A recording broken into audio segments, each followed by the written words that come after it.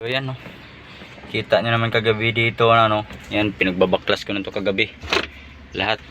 So yung lahat ng mga fuse doon, na-check ko na, na-check na. Ito, tinanggal na rin natin kagabi. So kasi nga nakakaya, nandito na yung kukuha, tapos wala pa yung ano, ayaw umandar na bigla yung unit natin. Yan, tinanggal ko na, hinahanap ko na yung kagabi yung ano, OBD port nitong 4HL1. So dito kasi sa ano niya, original na OBD port, ito yan is walang power dun sa scanner. So nire-reading ko, walang power siya. So ang problema, hindi ko ma-scan. Tapos hinahanap ko na kasi nagtawag tayo ng tropa kagabi na, no, ay may tinawagan ako. Sabi niya is ang 4HL1 daw, kung hindi ma-scan dun sa OBD port, meron tayong hahanapin na 3 pin na sakit. Doon natin i-connect yung ating OBD na wire, yung sa scanner, no. So meron kasi tayong binili na 3 pin, 10 pin, tsaka 20 pins. So kaso ang problema, ayaw talaga. Tapos relay kagabi, yung dalawang malaki chinik ko na. Sa starter yun, tsaka sa ignition naman. So ayaw gumana kagabi yung ano, yung sa may throttle body niya, yung flapper valve niya, ayaw gumana. Tapos dito, ayun o, walang check engine is blinking. Yun o, nakikita nyo, hindi siya steady. Ayan, nagbiblink, nagbibigay siya ng code. Yun ang problema ko. Ayan, ulitin natin. Ayan, patay sa dalawa. So 20, 1, 10 ulit, 1, 2, 3, 4, 5, 6, 7, 8, 9, 10. Ayan, yan ang problema. So ngayon gagawin na lang is check ko muna yung relay sa baba. Tingnan natin yung relay, no. So wala kasi siyang ano, ayaw gumana doon sa kanyang throttle body. So hanapin natin to. Ngayon kukuha muna tayo ng relay doon. Yan.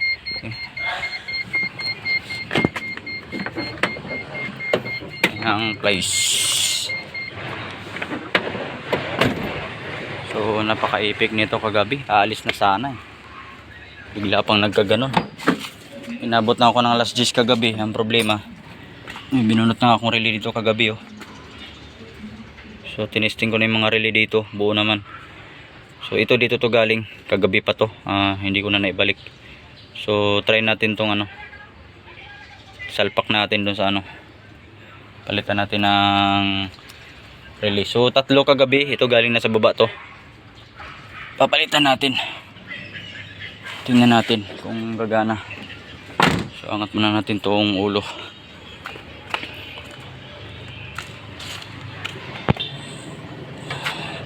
So medyo may kabigatan din yung ulo nito. Yeah. Ay,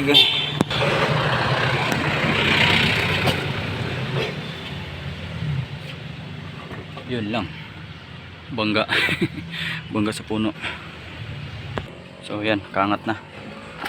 So dito tayo. Dito ayaw gumana tong ano, throttle body. Kahit i-on off natin yan.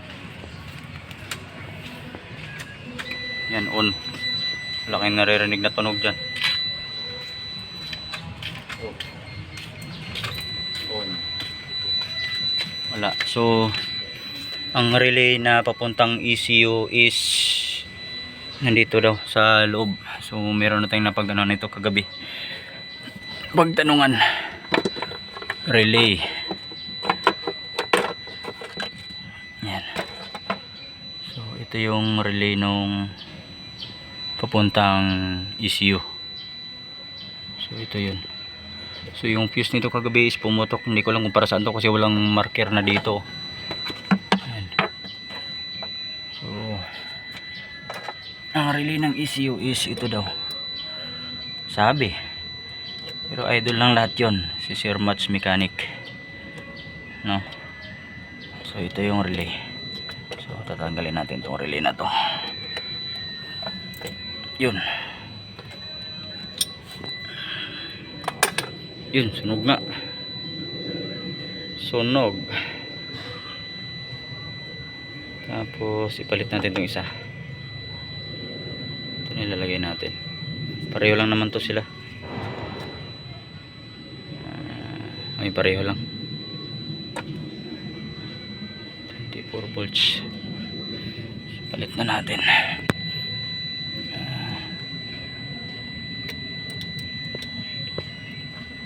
Yan. So napalitan na natin. Alisin natin tong takip.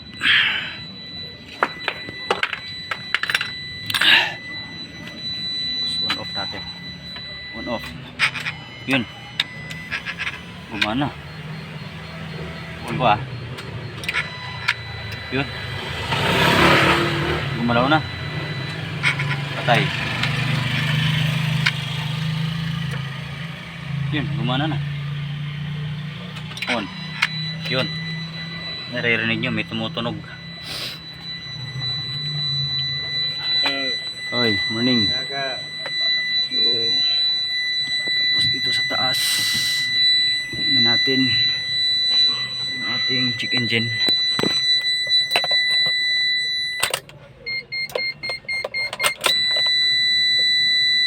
Ayun.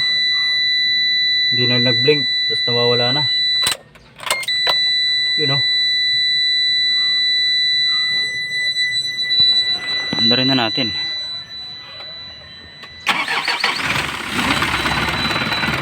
Diyos! Walang iya, pinahirapan mo ako kagabi. Bigla-bigla ka na lang. So ito yung ano, pinalitan natin ang injector seal yung nakaraan. Ngayon, kita nyo naman puro langis na, oh.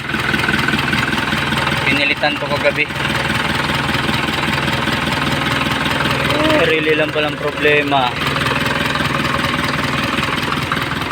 Pinahirapan pa. So ikaw ang dahilan ng paghihirap ko kagabi. Nangya ka. So thank you sa kay Mats Mechanic. Thank you. Ito, malaking tulong yung ano mo, video mo kagabi. Mandar na.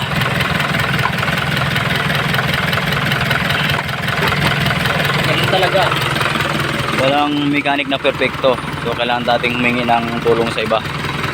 So yan. Lalo na sa mga well experienced na sa mga ano, ganitong unit. So ito kasi bira talaga kami nitong 4HL. Kasi nga inaayawan ng buyer namin to. So yan, okay na. So far so good. Maganda yung andar. Tubig. Yun, may coolant pa. All goods. Okay na. Ganda na ng response.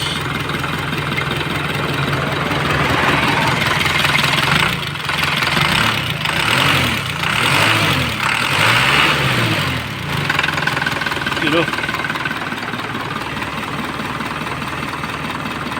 Goods na.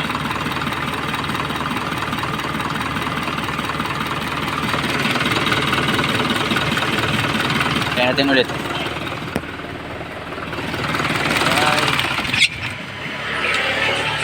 On. Start. Yun o.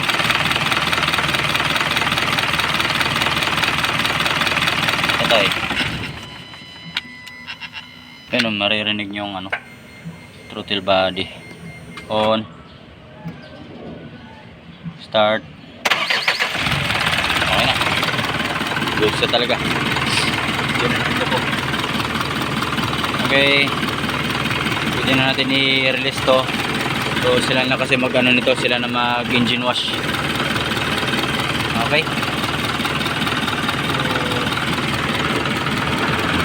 Yun na, okay na.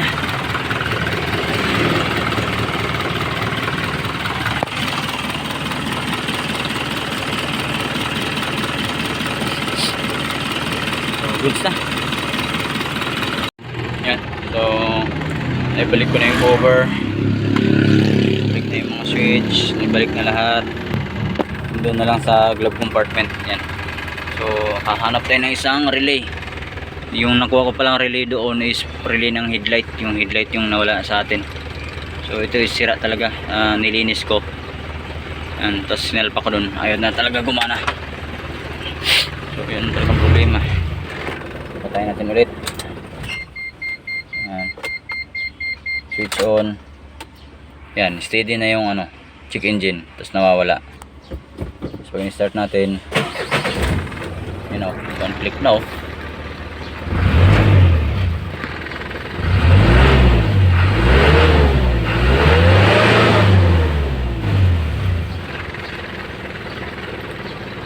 Goods na. Goods na.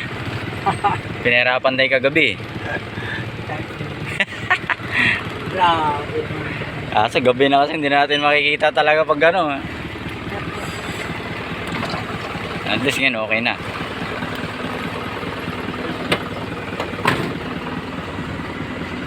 So ito yung kagabi na udlot. Pudding. Zero. Wala naman ngayon. Alas 5 pa. Saan ba? Ay, maaga pa. Oo.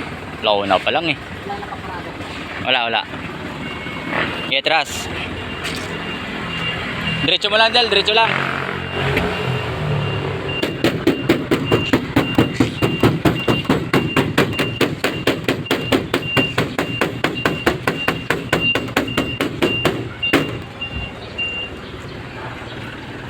No, diretso ka na. Hindi mo na test drive. Sige. Ayan na. Kinuha na yung ano natin. For HL1.